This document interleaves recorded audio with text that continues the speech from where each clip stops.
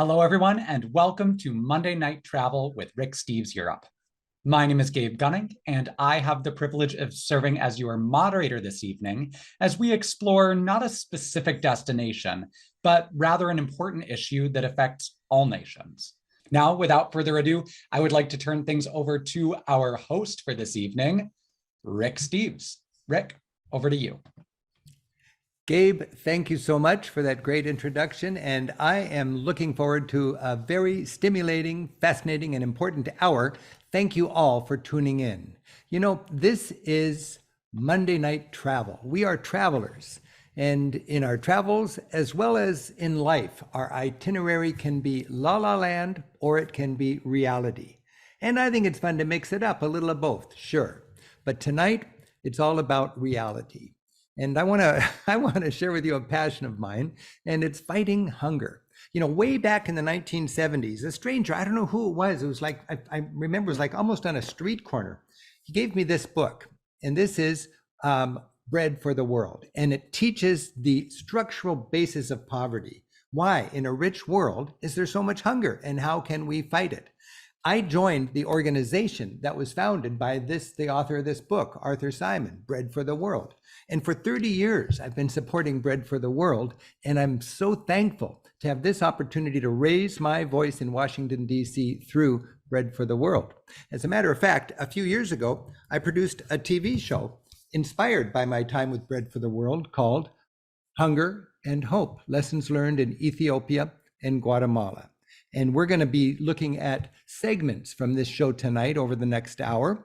And we're also going to be celebrating our successful Christmas fundraiser.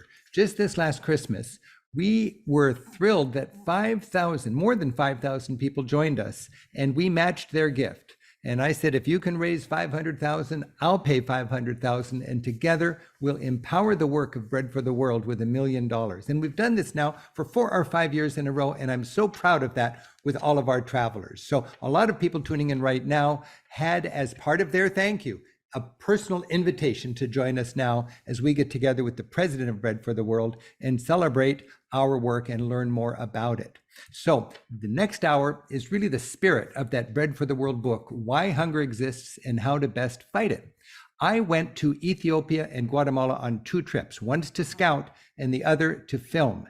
And boy, oh boy, what I learned in Ethiopia and Guatemala was such an inspiration. So tonight we'll have film clips from the TV special, about 20 minutes of film clips picked out of that hour special. It's a powerful experience. And then I get the joy of introducing you to the president of Bread for the World, Eugene Cho.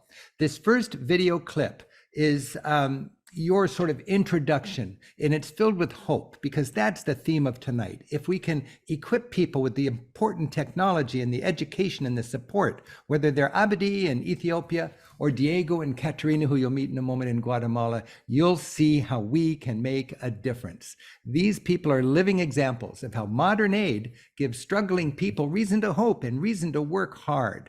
It's also a good example of how modern aid makes people not dependent, but independent, which I think is very exciting.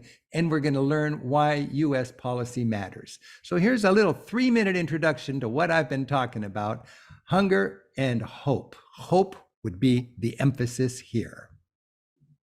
This program is about how those in extreme poverty, the poorest of the poor, are improving their lives by addressing very basic needs. Progress is incremental, and it happens with a combined and coordinated effort. Smart non-governmental organizations, or NGOs, the support of local governments, development aid and fair trade policies from wealthy countries, and most of all, hardworking local people. In Ethiopia, Abdi and his family are a good example. While still poor, they have a more modern home and are actually making progress. Abdi explained how he's running a productive small farm, growing enough for his family needs, with a surplus to sell. He showed me how a tank he fills with manure produces fertilizer. At the same time, it generates methane, or biogas. Abdi can now fire up his stove and boil water without using firewood. He has light even after the sun goes down. His home is spacious, with windows for ventilation and a sturdy tin roof. The old kerosene lamp grows dusty, as this light is now powered by a solar panel. And the same panel provides enough juice to charge their cell phones. The family has worked hard and has enough food stored to get them, hopefully, through the hunger season. And a few sheep share the courtyard until they're sold at the market to boost the family income. Here in the highlands of Guatemala, an indigenous Mayan couple, Diego and Caterina, while still poor, are also gaining modest and dignified lives. They told me how, unlike their parents, they were able to buy their land and have diversified their sources of income, growing more crops than just corn and raising goats. An NGO from the United States helped them become landowners, providing a loan and a lawyer to get firm title. When asked how this house was better than their last, Diego showed us their concrete floor, electricity, a bedroom for the children, and running water. And their kitchen has an elevated stove equipped with a chimney. Around the world, great strides in fighting poverty are being made with simple technical upgrades. For example, smarter stoves. Less fortunate neighbors still have an open fire on the floor, wasting firewood and filling their families' lungs with smoke. Elevated stoves with chimneys allow women to stand rather than squat, are more fuel efficient, saving lots of trees, and make living quarters less smoky, avoiding lots of respiratory disease. Families like those we visited have worked hard. They've been provided not with charity, but with a path to development, and they seem to be flourishing. Charity is important for emergencies, but development aid is for the future. Today's development aid is smart. Rather than dependence, it creates independence. It breaks the cycle of poverty, connects people to markets, and opens the door to the benefits of capitalism. Wow. I find that those images are just so vivid, so human. And right now, it's my great joy and my honor to introduce to you my friend, and I'll say my tour guide when it comes to helping me exercise the global citizenship I've gained through my travels right here as a citizen of this great country of ours, how I can raise my voice in Washington, D.C. for my concerns about hunger on this planet. I'd like you to meet Eugene Cho, the president of Bread for the World. Eugene, thanks for being with us. Thank you, Rick, so much. Wow, I am so delighted and honored to be here tonight. Not only have I been a huge personal fan of yours for many years now, but it's a privilege to be able to partner together with you and so many of your listeners and travelers to do so much good in our nation and world, especially through the important work of advocacy. But first, I also want to add my deep personal gratitude to the near 7,000 travelers and donors who gave so generously, and together, this is amazing, we helped raise over $1.6 million, including your match. Nice. I want to introduce Bread for those that might be hearing about it for the first time. Bread is a Christian advocacy organization that has a long 50-year history of partnering with a diverse audience, including people with no faith or from other religions, all working together with the mission of helping end hunger, both in the United States and around the world. Through lobbying and research and organizing and prayer, we urge our US government to put our tax dollars to work in the most effective, efficient ways to end hunger. And every dollar that's donated to Bread for the World correlates to hundreds of dollars that the US government aid for poverty-focused programs. So to help connect the dots, the $1.6 million that we raised from this campaign, it will help secure about $500 million, $500 million in federal assistance, and all of that to help our fellow global citizens. At Bread, one of our values is something that we call human flourishing, meaning that we believe that every human being has worth and dignity, whether it's a child here in the United States or in Guatemala, in Ethiopia, and they deserve an opportunity to flourish. And this isn't possible without food and nutrition. Again, thanks so much for having me. You're welcome, Eugene. And it just occurred to me, I am looking forward not only to sharing, but from learning from you as we go through these clips. We decided that Ethiopia and Guatemala would be good classrooms for understanding and hunger, and they really were. And it's so great to be able to go to these countries and to learn what is structural poverty. And this clip now is the hard to look at clip, because I wanted people to see quite graphically extreme poverty, because we're making good progress in so many ways. We're going to visit two communities, one off the grid in rural Ethiopia, and the other one a very poor part of Guatemala City. These are two vivid examples of a global story illustrating the extreme gap between rich and poor in our world. Now, in the next hour, we're going to talk a lot about hope. There's exciting work being done, but this is our chance right now to look at the hard reality of the 10% of humanity living in what the United Nations calls extreme poverty, people living on about $2 a day. I do want to remind you that in the last generation, there's been huge success in fighting hunger. As a matter of fact, hunger has been cut in half in the last generation. But in the last decade or so, it's ticked up. And Eugene's going to talk about that after we check out this video that gives us a look at the reality of what is extreme poverty. Today, of the over 7 billion people on our planet, about half are struggling to live on under $5 a day. And roughly 700 million live in what experts call extreme poverty, trying to make it on under $2 a day. Imagine, this cup of coffee cost me a day's wages in the countries where the beans were grown. But there are big changes going on in the developing world, where in my travels, I found hunger and I found hope. Extreme poverty is difficult to witness. Living on less than $2 a day looks about the same around the world. People live on a dirt floor, no electricity, no running water. If they're fortunate enough to own animals, they live together. With an open fire on the floor and no chimney, their homes are dark and filled with smoke.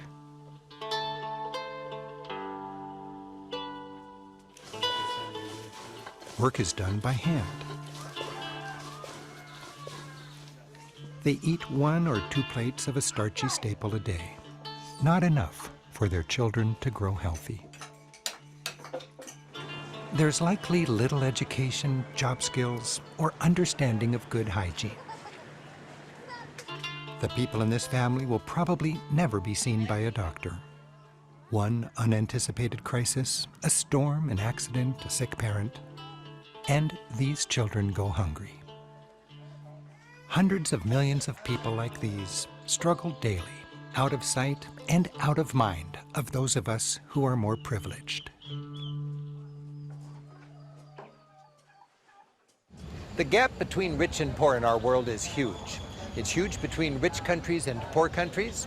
It's huge within rich countries, including the United States. And it's huge within poor countries. Like any big city, Guatemala City has its poor districts and its wealthy districts. And the gap between rich and poor in Guatemala is particularly wide.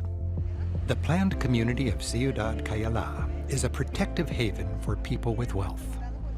With stylish boutiques, name brands, movie theaters, and the kind of relaxed ease that comes with a sense of physical and financial security.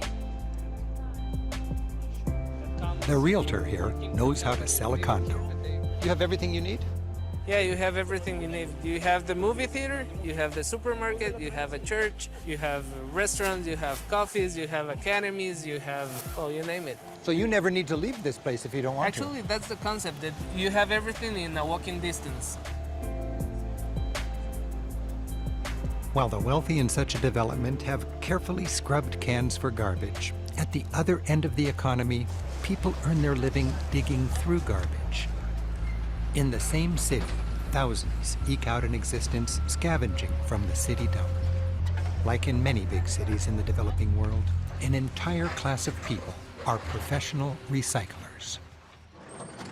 Trucks with scavengers hitching a ride rumble in and out of the dump all day. Guatemalans actually compete for the opportunity to work here. Fido Sandoval, a former gang member in the city who spent many years scavenging in this dump, describes the experience. Everyone is working on recycling different kinds of materials. People who are stronger and faster get a little bit of everything. Some have to focus on just one thing. Maybe they are not strong enough, or they get there after the others. So they just get what is left. Every day you're in a struggle, risking your life for basically nothing. It's difficult because you arrive with hope to be able to earn something. And you're in a constant struggle to survive. There is no security. You might earn $6 today, or you might cut your foot and you have to go to the hospital. What is the stigma of a person who works in the dump? Maybe it's a big stigma, but it's actually scary to learn a new job, to learn something else, because they aren't used to other jobs, because you think you can't do it.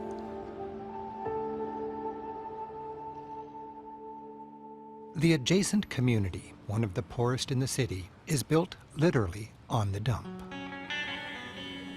Buildings are made of salvaged tin. Electricity is tapped illegally from passing wires. In this community, while there's a frail, informal economy, many family incomes are based on bags of trash scavenged to be recycled. Homes are built with a mishmash of material, as parents work hard to provide the most basic of necessities. Discouraging as this may look, there is reason for hope. Wow. Rick, thank you so much. Wow, that was sobering. And as you shared earlier, it's really important for us to highlight the reality of what's going on and that juxtaposition of hope and progress, but also some real challenges. You know, you're focusing these videos on Ethiopia and Guatemala, and both of these countries are part of a program called Feed the Future. It's the US government's program to boost agriculture-led growth, resilience, and nutrition in countries. And here's reason to hope. Because of our advocacy and the US government's leadership, prior to the pandemic, in Ethiopia, poverty had reduced by 19%.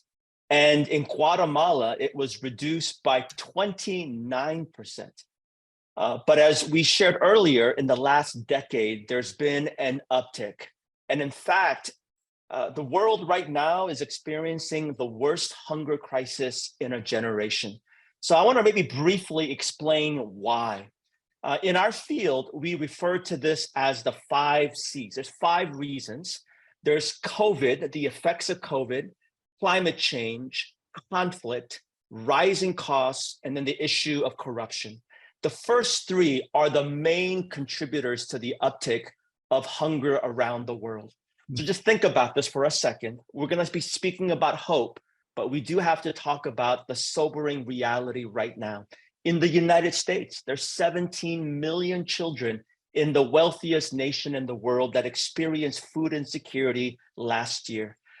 In the world, an estimated 45 million children under the age of 5 experience something called childhood wasting, which is the most dangerous form of malnutrition. So this isn't the time to let up, to be apathetic, or to be cynical. We've got to stay hopeful, be engaged, be generous, raise our voices. We can make a difference. And Eugene, I like to focus on what I call the low-hanging fruit of development aid. It just gives me Great Hope. I'm always looking for a budget, and that's kind of my middle name when it comes to travel and my work. And the really a good example of a low-hanging fruit would be something called stunting. And we're going to learn about that in just a minute here, but it deals with getting a child the right nutrition in that first 1,000 days so they can grow up and be functioning fully. There's a lot of cynicism among people who know about old-fashioned aid, but I got to say, modern aid is not your grandmother's aid. Now we are smart, we are pragmatic, it's not cultural imperialism. And this next clip will show a bit about the practicality of investing people. And, anybody who's a person of faith is really into that idea of love your neighbor. For me, this is a great way to love your neighbor. It's a way for my love to get traction. And it's also a way to build peace and stability, both here in the United States and abroad. So right now, let's take just a couple of minutes and we will learn about this single issue, one of many of these low-hanging fruits where we can tackle one issue and make a big difference. This is stunting. Laura Mello, who runs the UN's World Food Program in Guatemala, dedicates her work to nutrition education in vulnerable communities. Guatemala has a very serious problem when it comes to poverty and chronic malnutrition, what we normally call stunting. Stunting is a global problem. It's a problem that affects many countries. Unfortunately, Guatemala is one of the top 4 countries in terms of prevalence of stunting. It's a very serious but invisible problem. It basically consists of children who do not have the quality of food that they should during the first 1,000 days of their existence. And that compromises their development throughout their entire life, both physically as well as cognitively. So it's not as if children don't get enough to eat. They do, but it's not good enough food. It's not smart calories. A lot of people think that people in Guatemala are short and that it's genetics. That's not true. They are short because they are stunted. They are short because they didn't have the quality, the smart nutrients that allow them to develop.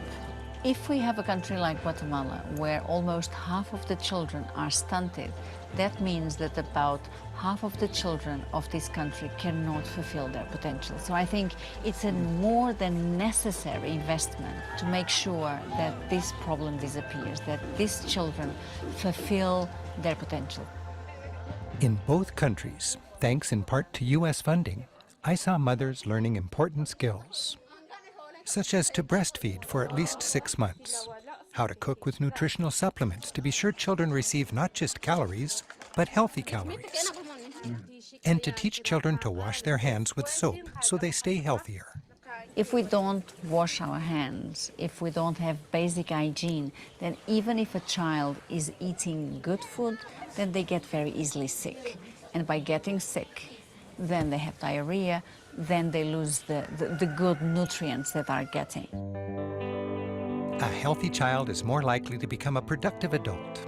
Rather than a life sentence of poverty, well-nourished young people will be capable of learning and therefore helping to lift their families and community out of poverty. Wow. Eugene, it's such a blessing to have seen this, to be able to see this, because you cannot unsee it. It's so human, it's so inspiring, and it makes you want to make a difference. It's amazing. That's very informative. And Laura Mello of the WFP, I think she said it so succinctly. There's no need for me to repeat everything that she said, but I want to just highlight one of the phrases that she mentioned, because this is an example of smart development. And she referred to as the first 1,000 days from a child's conception to a child's second birthday.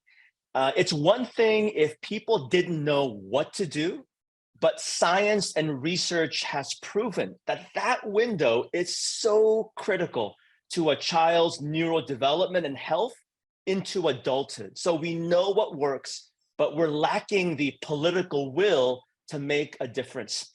In this work, and it was referred to a couple of times, We call it the Power 4 interventions. These 4 things make a dramatic difference. One is prenatal vitamins for pregnant women.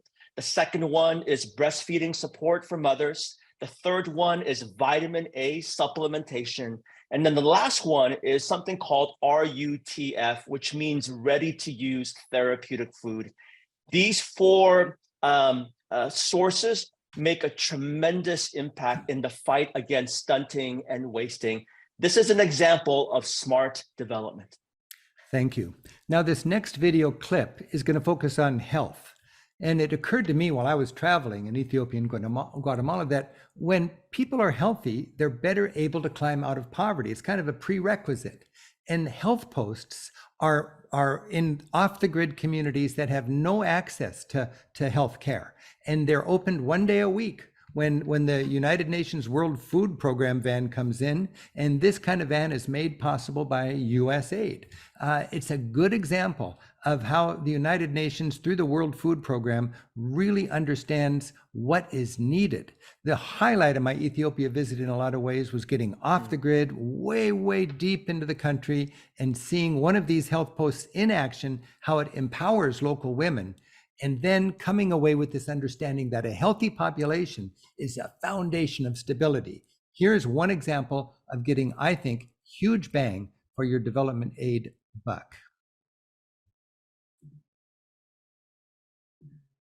An effective way to fight hunger is to focus on health and nutrition. After all, if you're sick, you're more likely to be poor. And if you're healthy, you're better able to climb out of poverty. In many developing countries, the government, often with the help of the United Nations World Food Program, maintains health posts like this one in Ethiopia. Extremely poor people have no money for health care, but this health post provides the basics in the village for free. Pauline Akabwe, a local UN worker, explained how they educate young mothers who gather here twice a month to help them raise healthier babies. A health post is the smallest unit of health in Ethiopia, and this is one of the health posts. The reason why we have a health post is because of the close proximity to the community, and the mothers and our beneficiaries do not need to pay any money to receive services. The main objective is to prevent malnutrition. We have a program called Targeted Supplementary Feeding Program, and the program targets children under 5 years with moderate acute malnutrition, and also pregnant and lactating women with moderate acute malnutrition. One of the activities that we do is to screen for malnutrition, moderate acute malnutrition. They measure the arms of the children, and if the pointer shows yellow, it means the child is moderately acute malnourished. We also weigh children. When you're screening for malnutrition, you weigh children. Along with being malnourished, children in the developing world are more likely to contract a host of dangerous diseases.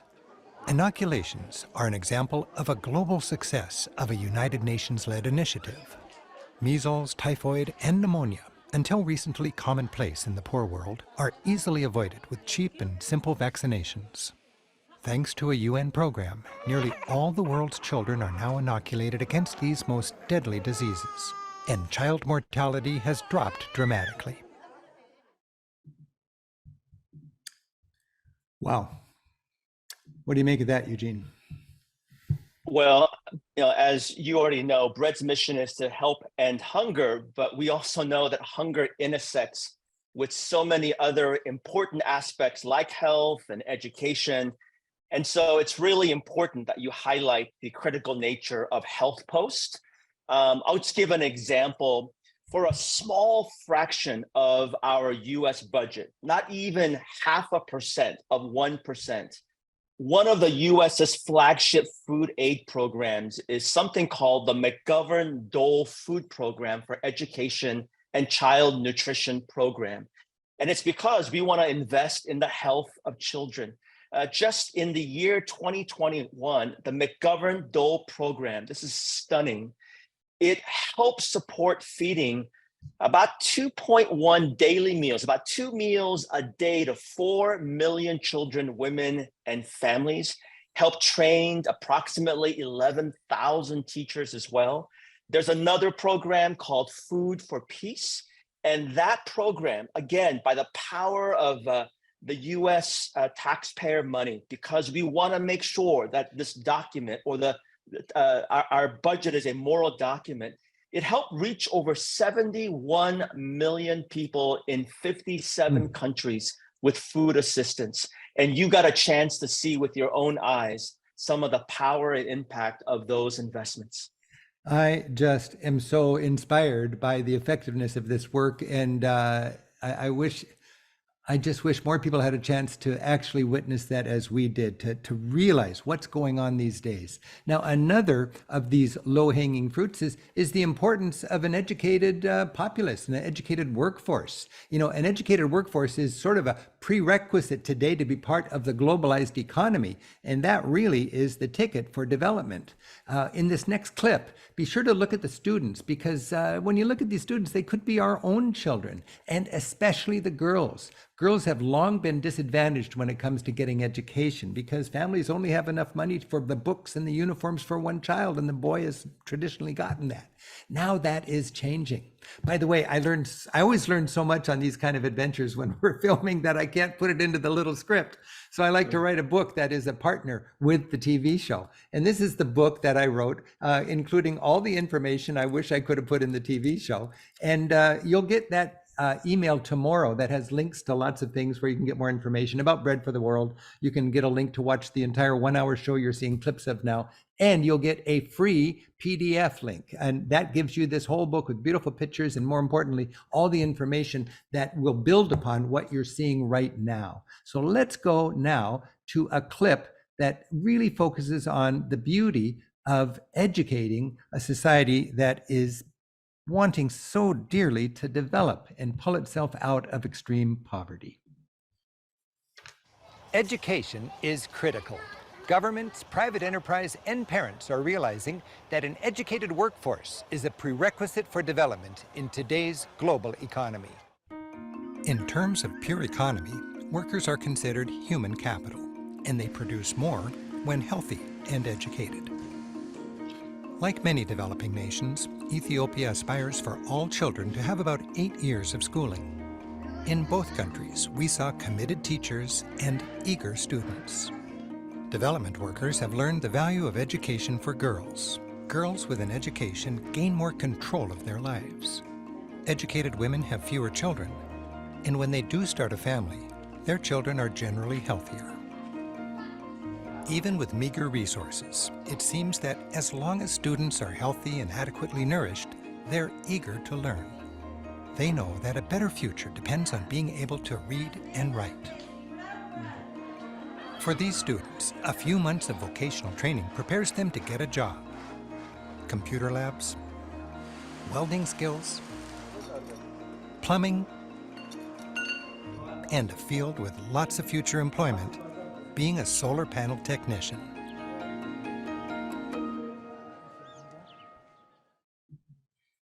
The beauty of education.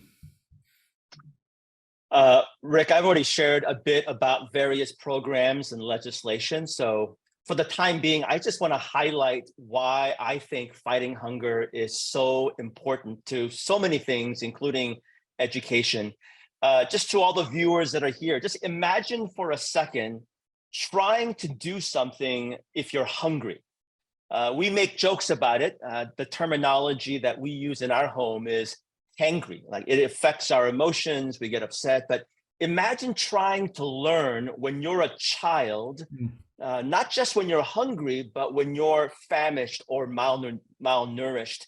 This is why we believe food and nutrition are the great gateway to flourishing, including for education. Yes, indeed. And these are important things to think about. And I think about them even more these days, Eugene, because, well, I just became a grandfather. And this is this is my beautiful little 14-month-old grandchild named Atlas.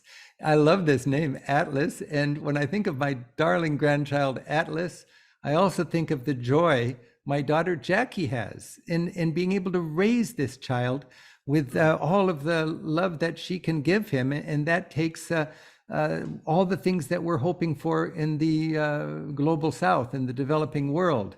And when I think of the joy that I get from my time with Atlas, a lot of people might think, well, Rick, now you're going to really get more realistic and your cares will be coming closer to home.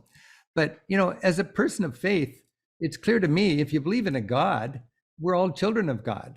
And that makes us all brothers and sisters. And, suffering and need across the street is no more real than suffering and need across the sea.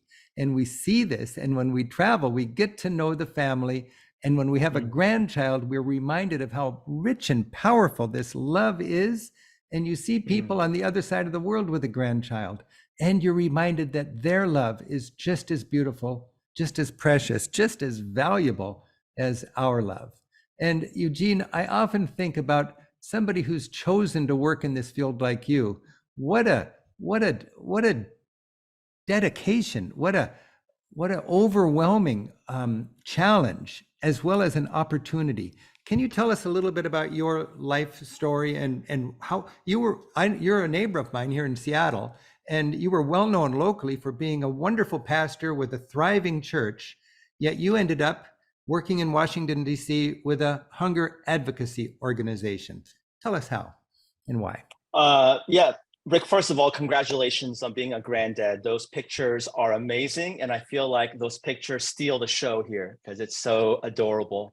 But I want to maybe speak about my father, because I think the reason why I do so much of what I do, or the story of my parents. My father was born in what is now called North Korea. He was born in a small little village outside of a larger city called Pyongyang, which is the capital city today of North Korea. He grew up in just tremendous poverty and hunger. Some of the stories that he shares are so painful to hear, including being so hungry as a young boy, pulling out grass from the ground and consuming it just to satisfy his hunger pangs. But there was kindness and there was generosity that was given and shown to him. And I feel so compelled to make sure that I pass it forward to others, that the story that he shares from many, many years ago are not stories that we have to share from today. And the reality is that these are still short stories that are happening right now. Now I want to kind of maybe zoom in on my immediate family. This is my wife, Minhee. We've been married now for 27 years. We have 3 mostly grown children, and they're out and about in the workforce pursuing their dreams. And as a parent, there is nothing that gives me more joy and giddiness than to be able to discuss and help my kids pursue their hopes and dreams. And the reason why I say that is I've had the chance of traveling to over 40 nations to learn about development and hunger and poverty. I've had a chance to meet with local leaders and experts and farmers. And I've also had a chance to meet with many other parents around the world. One of the parents I want to introduce our viewers to tonight is this woman named Sahara. Sahara is from the rural area in Kenya. She has 7 children. There's 3 children being shown here. And I remember this conversation when I asked Sahara, when you wake up in the morning, what's the first thing that comes to your mind? And for her, it wasn't so much about hopes and dreams, even though as parents, that's a common bond. For her, it was this question: where will I get food and water to feed my kids today? That is such, I think, an important reminder to us, that, as you said earlier, that everyone matters. So at Bread for the World, what a privilege and an honor to serve as its president. And it allows me, as a representative of Bread, to be at tables where discussions and decisions are being had, important decisions. Here we have Secretary Vilsack, who is part of the White House administration. He's the Secretary of Agriculture, oversees a tremendously important current program called the Farm Bill, which has tremendous influence on both domestic and international hunger.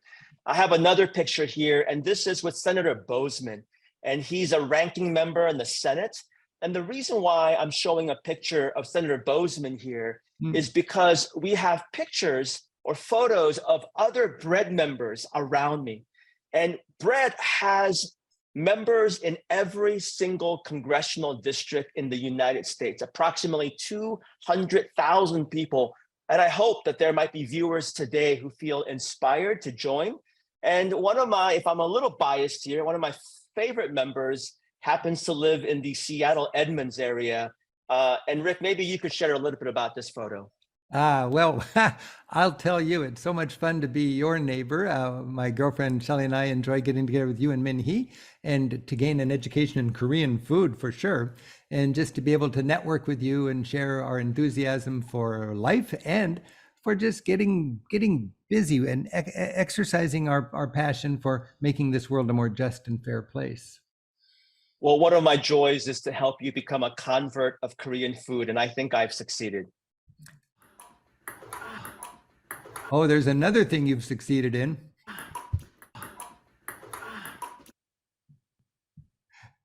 Well, aside from the awkward grunting here, we have enjoyed some great community time together by playing ping pong, and I'm embarrassed to say that I've taught you how to play, and now you have surpassed my skills, and that's not cool.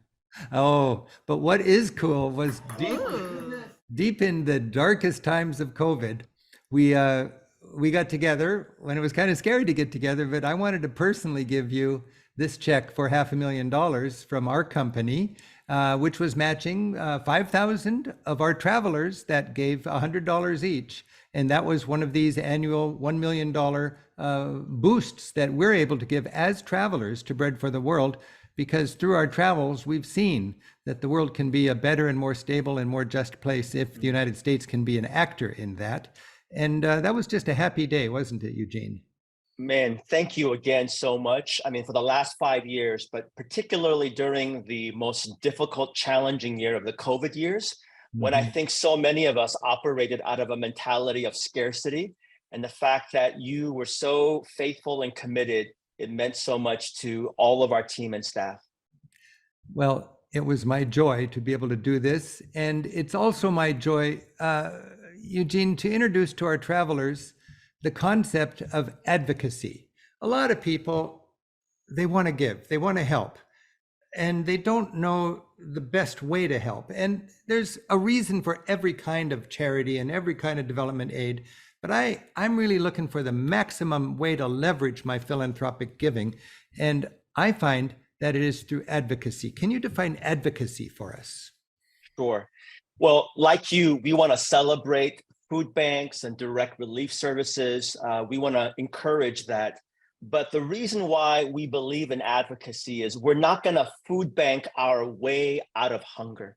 And so in the most simple definition of advocacy, advocacy is the act of generating public support or recommendation of a particular cause or policy. It means that we're going to speak up and urge our elected leaders, and by the power of a signature, that one signature has the capacity to impact not just one, but to impact thousands or hundreds of thousands, if not millions of people.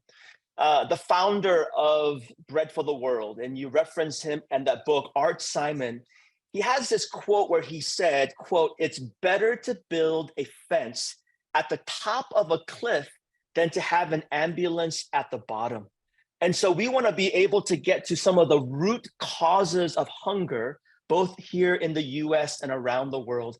And we want to make sure that in a nation where it feels like sometimes those who are powerful or wealthy have access to be heard, we want to make sure that our neighbors, both here in the US and around the world, everybody has a voice, but the injustice is not everyone is heard. And we want to make sure through the mission of advocacy that everyone's voice is heard. You know, Eugene, there's so many issues we could talk about. And if we had more time, I'd love to know what is the current agenda of Bread for the World. But I'd like for you just in a nutshell to explain one of these to us. And something I keep hearing a lot about is the child tax credit. And this is important because it's domestic. We're looking at Ethiopia and Guatemala, and there's a lot Bread does for that through our government. But tell us for an example of something that Bread is getting done. How are you involved in the child tax credit, and why would that matter? It's a great question. And this impacts probably people that are watching this show right now and people that we know. The child tax credit is a federal tax benefit that plays an important role in providing financial relief or support for taxpayers with children. For example, we know through research that approximately 16 million children would benefit from this child tax credit expansion. It hasn't been expanded, but it's being discussed and debated right now.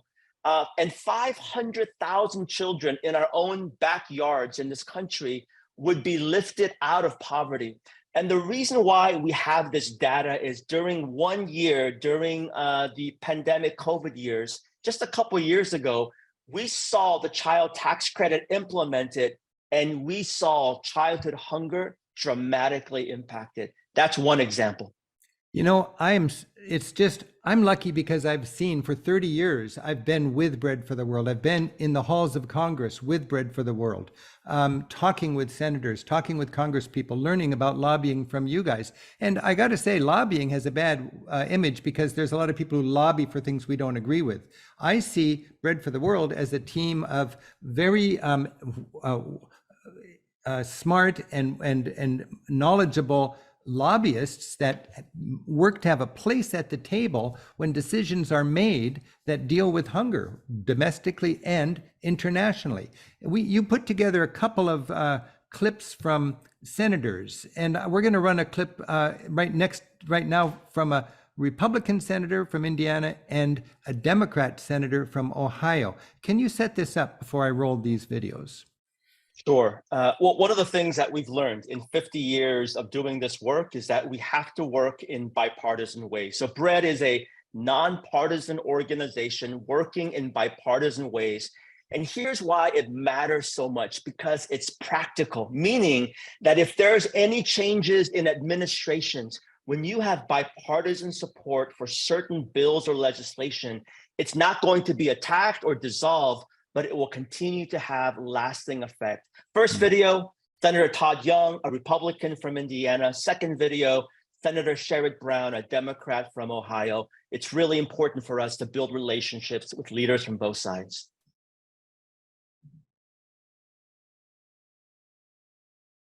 Hello, I'm Senator Todd Young. Over the years, I've received countless letters from members of Bread for the World. Many of these letters are personalized and ask me to support specific policy solutions to the problems of domestic and international hunger and food insecurity. I've been moved by these letters and I've learned from reading them. Messages like these are important in helping elected officials discern their own stances on critical public policy issues. So I'd encourage you to keep your letters, your phone calls, and your visits coming. You're making a difference, and I appreciate you taking the time to communicate with me and my team. Thanks so much, and God bless.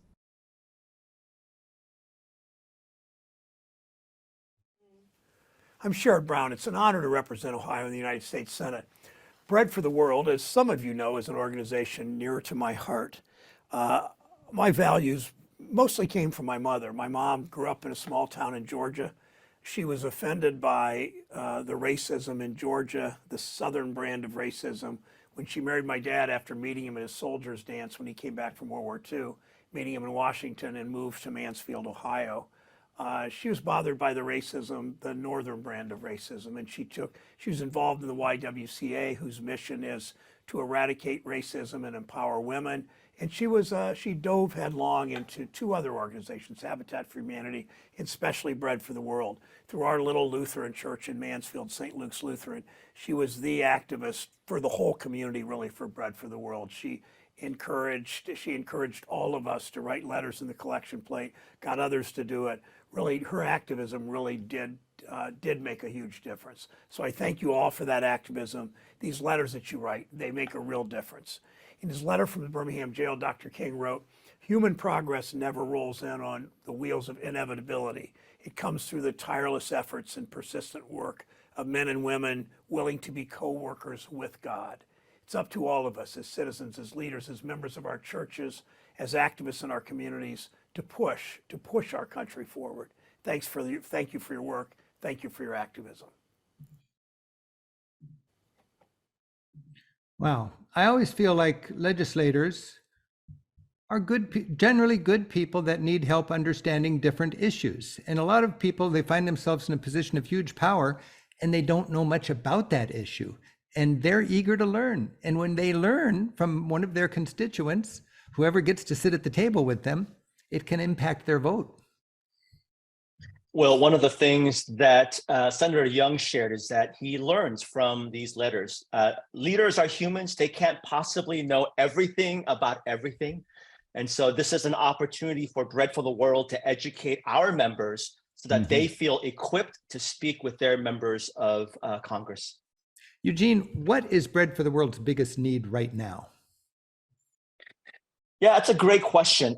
I would say it's people's voice. Because we're an advocacy organization, we're trying to form this powerful choir of members from around the country, from all different backgrounds, who care about human flourishing, who care that our neighbors near and far. So I would encourage people, join Bread for the World. We need your voice. Sign up. Don't become cynical in a polarizing world. I get it. It can be exhausting, but we've got to stay engaged.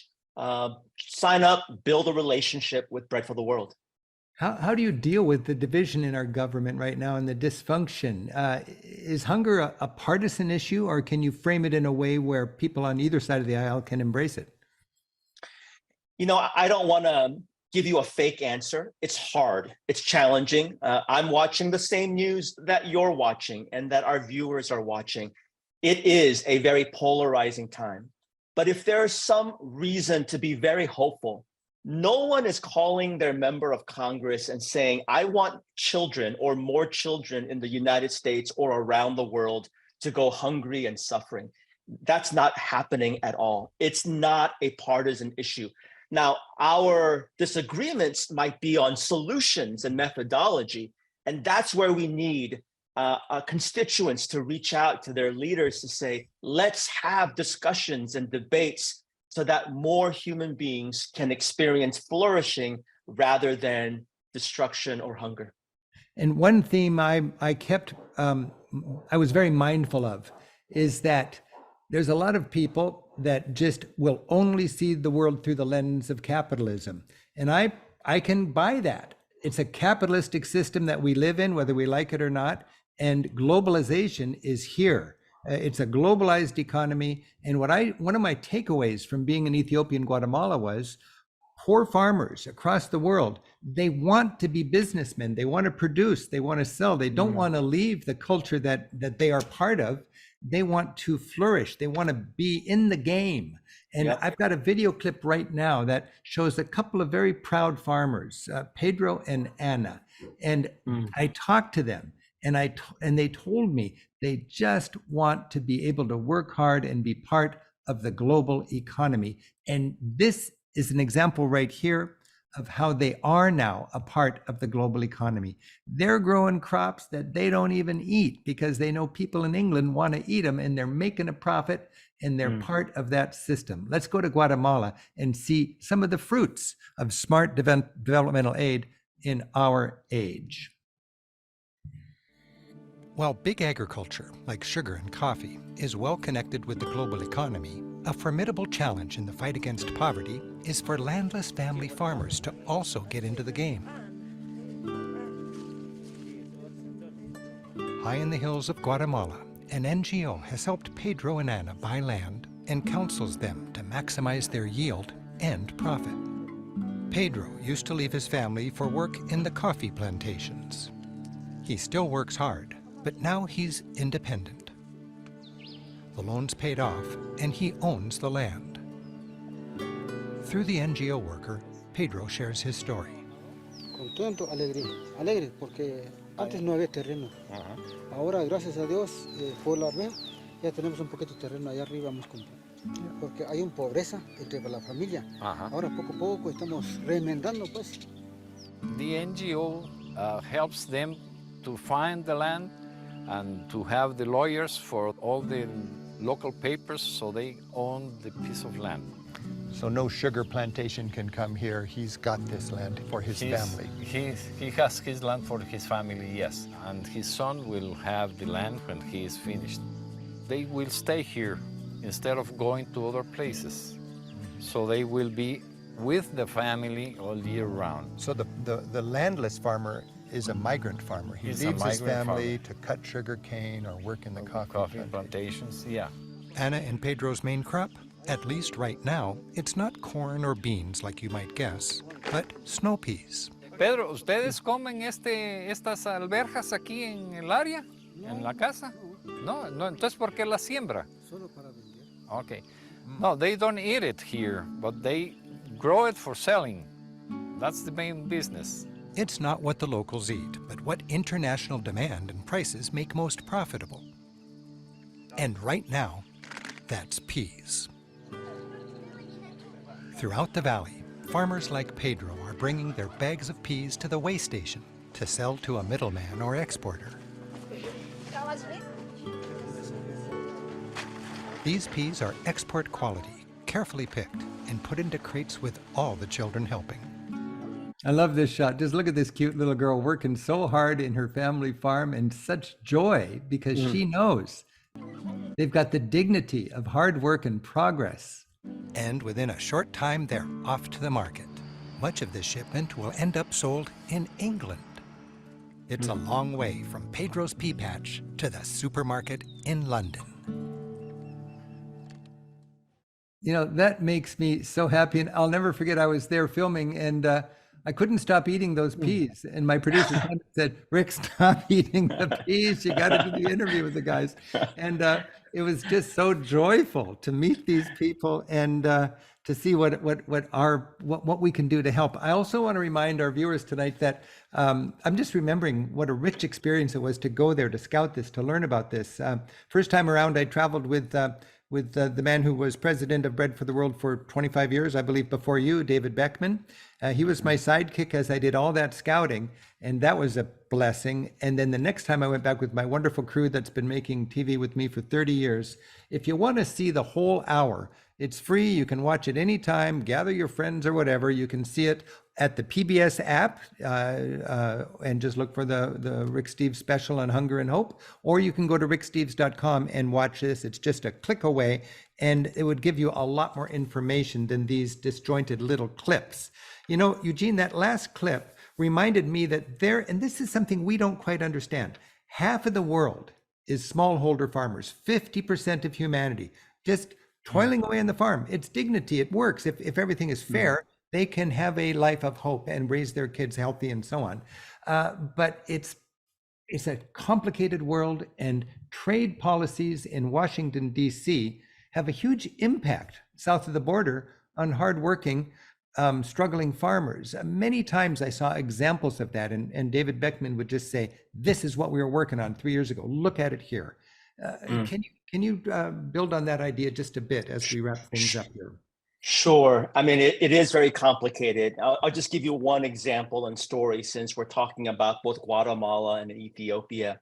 There's a legislation, a trade policy called AGOA, and it's the most important legislation that defines trade relationships between the United States and the sub-Saharan Africa.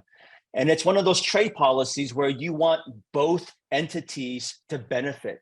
And as we're talking about both entities, and you mentioned smallholder farmers, in Africa, there's research where 70% of the smallholder farmers in that continent happen to be women.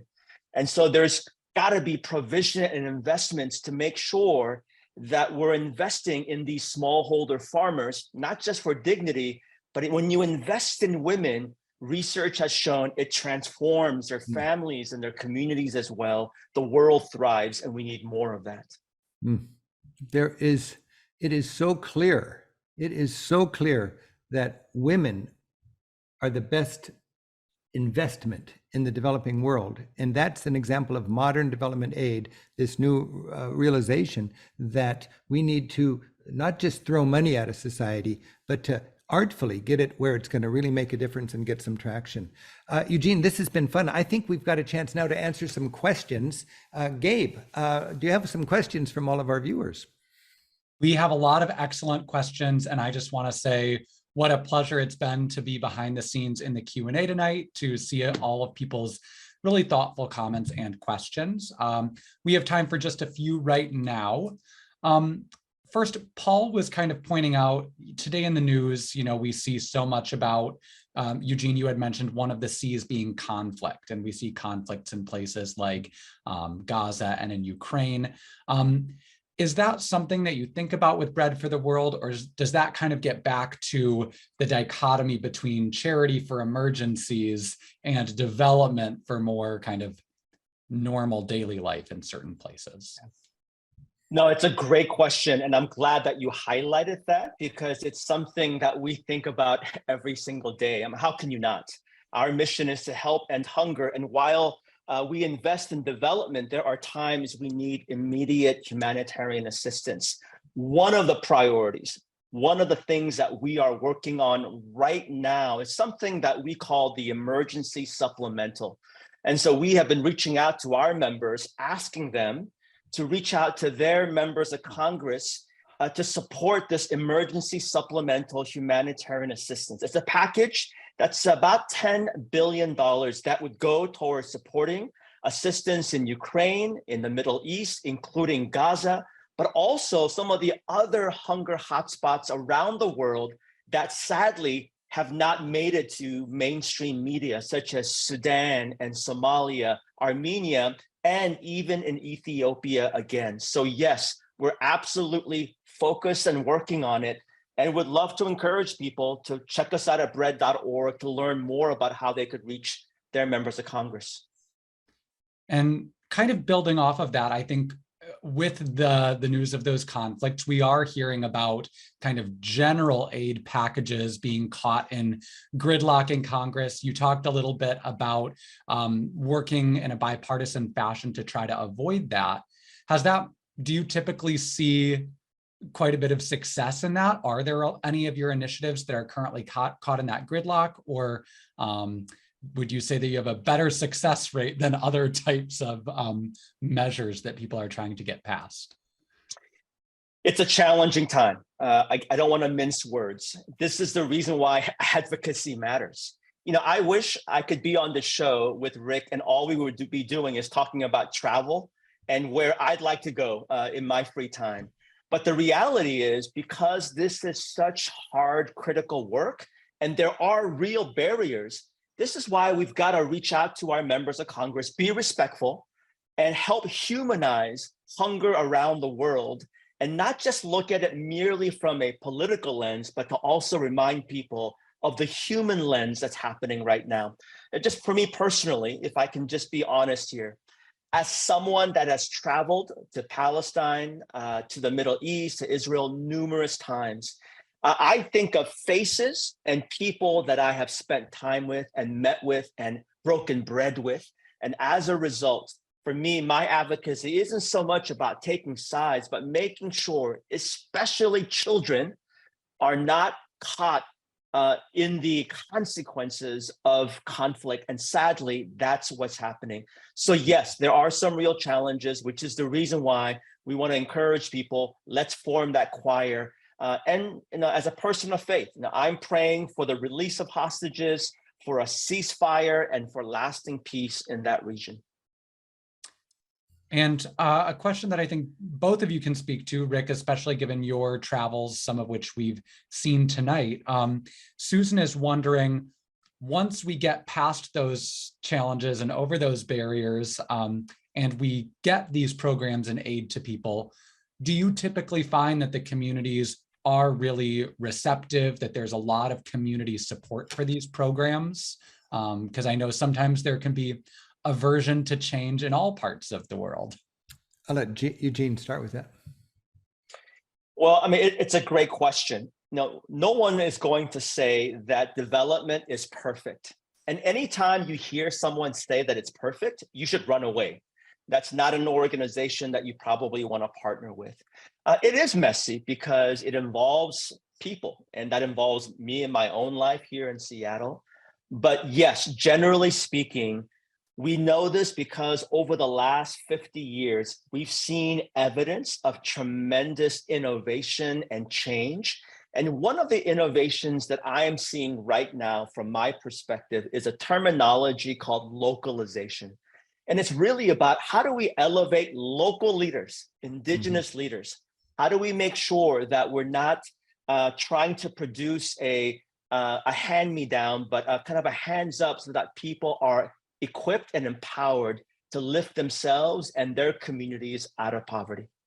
It's interesting, Eugene, because I just jotted down my answer, and each one of my points has the word local in it. It's hard to tell a farmer, this is smart, you'll grow more corn.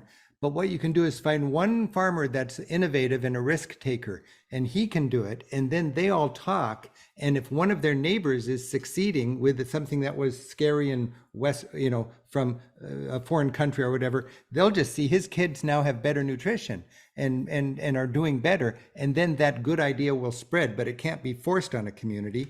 Another thing is local ownership. If you don't give, if a community doesn't have to own and maintain its water system by all paying in a little bit, just $1 a month for each family that has access to the well, then that's going to be neglected. But if it's locally owned, it's much more likely to be functioned and taken care for.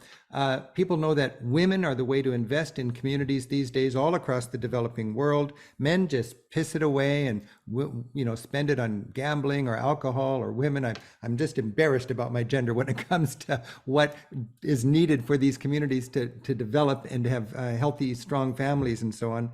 And the last thing is support existing local organizations. I love Lutheran World Relief, which I also support, because that's their whole thing, is not coming in with a first world organization, but finding a pre-existing organization that understands the tempo and the taboos and the rationales and the traditions and the fine points of a society.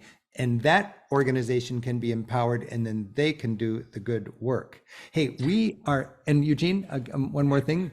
I want to just add one thing. This is really important. I want to introduce people to a word called mutuality. And that means that we here in the West, there's so much for us to learn from local leaders in other countries. Their resilience, their innovation, it is profound. And so that mutuality, we have so much to learn. I love that. And that would be a whole, I just love that whole concept. We'll do that another time. Right now, I want to remind our viewers, our travelers, that there are a lot of ways to fight hunger. And if you're wondering the best way, if you join Bread for the World, just tune in. It's at bread.org. You can stay up to date. You can learn. As an individual, you can lobby your congressperson. There are so many stories in the whole Bread for the World team of individuals in their community that made a huge difference just by dropping in on their congressperson, or you can empower Bread to do the same thing. We've been talking about advocacy. Advocacy is, in my estimate, how My Love gets traction. And you can agree to make a monthly donation, big or small. It doesn't really matter as much as it matters to just get on board. We have a very strict policy at Rick Steves Europe whenever we support an organization like Bread for the World, not to give our advertising list or our electronic address list to that organization, but we give you an opportunity to take the initiative to get on board after we've shared our passion for something. So tomorrow, everybody who's tuned in, who signed up for this talk today, they're going to get an email. And on that are going to be links to bread.org, links to how you can get going with Bread, how you can join the team. And if you're inspired to get on board, that would be great. If you're inspired in your own way, just to be more aware of the reality of hunger and how we can solve this, as I always like to say, it's not just love your neighbor. It's a twofer. It's love your neighbor. And if you don't care about that, it's an investment in stability. It's an investment in peace. And these are beautiful causes. The last clip I want to run, and then we're going to call it a trip, is the last clip of the whole show. And this really is about how it sums up the issues we've been talking about, and it talks about the importance of helping to mobilize our government to fight hunger through advocacy. So check this out, and then we will be on our way. Here we go. The impact of big issues like these, globalization, conflict, climate change, it seems beyond any one individual's control. But when we act collectively, we do make a difference. Walking with people like Anna, Abedi, Lisa, Diego, Marta, the hardworking people who make the developing world develop, shows the human value of tackling hunger. And the uptick in extreme poverty in recent years has made fighting it more urgent than ever. Traveling through Ethiopia and Guatemala, witnessing both the lives of people in extreme poverty and the economic realities of our world, makes me consider my relationship to it all. Why should I care? What should I do? How can I, as an individual, make a difference? Like many people, I want to do something to reduce the obscene gap between rich and poor. But we can also go beyond our own modest individual efforts and support a much broader solution. That's exciting, and it's an opportunity. America spends $700 billion a year on our military to make us safer. That's hard power, and hard power is necessary. But it needs to be complemented by soft power. Soft power is investing in development, diplomacy, stability, and that also makes us safer. Soft power is real power. It's good for our national security. For example, for the annual cost of one extra soldier deployed overseas, we could dig 100 wells in thirsty villages. It's a societal choice we make. The accepted goal among wealthy nations is to invest around 1% of their GDP for development aid, and lots do. While many Americans think we're giving far more than that, in reality, the United States gives less than a quarter that amount. For every $100 of our GDP, we give less than 25 cents in development aid.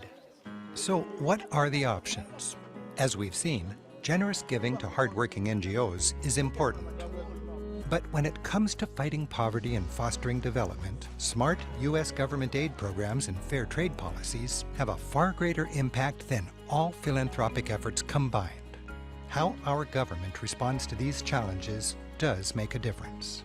And when we act together as a nation, there's certainly reason to hope. Considering all the wealth in our world, 700 million people living in extreme poverty is just not right. We can end hunger in our lifetime. We can do it because we care, or we can do it because it'll make our world more stable and our country safer. Or we can do it for both reasons. Thanks for joining us. I'm Rick Steves, wishing you thoughtful travels. Eugene, this has been a beautiful opportunity to get together. You know, your work is so important and your passion is an inspiration. Thank you for what you do, and thank you for sharing with us tonight. Rick, I wanted to say the exact same thing. I'm walking away really inspired, personally energized to continue to do this important work. And I want to remind people about how grateful we are at Bread for the World to know that we've got so many people who are interested in learning more about our work. And maybe the last thing that I'll just say here is maybe a line to help people think about why Bread for the World matters. We believe that politics matter because they shape policies and policies impact people. This is why we do this important work of advocacy to help shape policies so that every single human being have an opportunity to flourish. Thanks so much again for having me. Thank you, Eugene. Thank you all for joining us, and we wish you happy travels and thoughtful travels. We'll see you soon on Monday Night Travel.